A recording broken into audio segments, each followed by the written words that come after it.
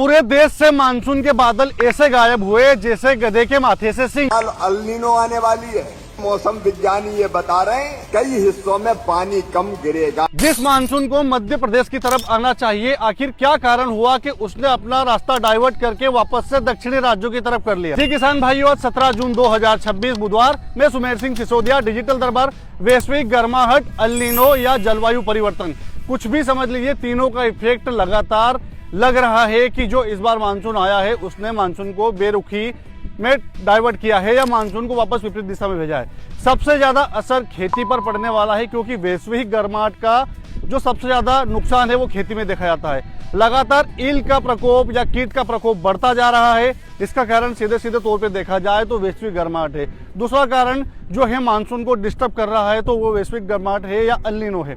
मतलब कुल मिलाकर समुद्री सतह का तापमान जब गर्म होता है तो मानसून को कमजोर करता है। कुल मिलाकर वैश्विक गर्माहट, अल नीनो या जलवायु परिवर्तन, कुछ भी समझ लीजिए, सारे फैक्टर मिलकर इस बार मानसून को कहीं ना कहीं डिस्टर्ब कर रहे हैं।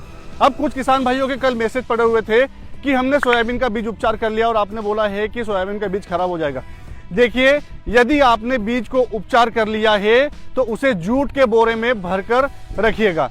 उसके पहले उपचारित करने के बाद में उसे अच्छी तरह से छांव में सुखाइएगा, तो आपका बीज 1 महीने तक खराब नहीं होगा।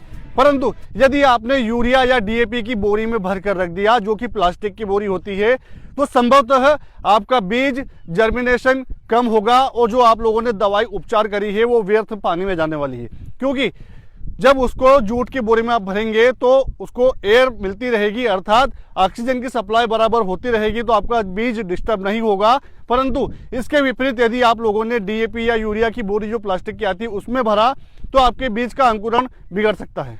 इस चीज को आप ध्यान रखिएगा। बीज खराब नहीं होगा 1 महीने तक भी यदि बारिश नहीं होती है तो। यदि आप बीज को उपचार करना चाहते हैं तो बीज उपचार कर सकते हैं, पर उसको छांव में सुखाइएगा। अच्छा सूखने के बाद बोरे में भरकर फिर पैक कीजिएगा। क्योंकि अभी जैसा कि मैंने कल के वीडियो में बोला था कि मानसून इस बार डिले हो रहा है।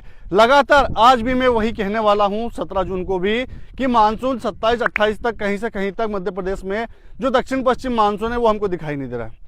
भले ही पूर्वी सिरा थोड़ा सा खिसक कर छत्तीसगढ़ के रास्ते से मध्य प्रदेश की तरफ आ जाए, शहडोल अनूपपुर तरफ से, बालाघाट तरफ से, वो अलग बात है, परंतु जो मालवा प्रांत है वो सूखा ही रहने वाला है। हालांकि इसके बीच में प्री मानसून की गतिविधियां हो सकता है, गरज चमक के साथ में टुकड़ों में थोड़ी बहुत होती रहे, पर ये मानसून के संकेत नहीं है, ये प्री मानसून की गतिविधियां हैं। जानकारी किसान भाइयों तक जरूर भेजिएगा। आईडी पर पहली बार आए हैं तो आईडी को फॉलो जरूर कीजिएगा। जय श्री राम।